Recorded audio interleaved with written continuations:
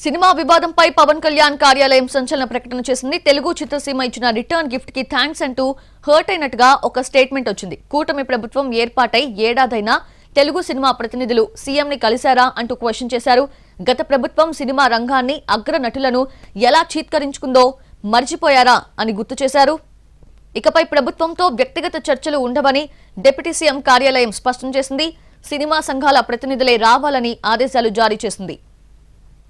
ఇక అలాగే కూటమి ప్రభుత్వం వ్యక్తులను కాదు సినీ రంగం అభివృద్ధినే చూస్తుందని క్లారిటీ ఇచ్చింది పవన్ కళ్యాణ్ కార్యాలయం. ఇక నుంచి వ్యక్తిగత విజ్ఞాపనలు చర్చలకు తావులేదన్నారు. సంబంధిత విభాగం ప్రతినిధులతోనే చర్చిస్తారు, వాటినే సంబంధిత విభాగాలకు పంపిస్తారని స్పష్టం చేశారు.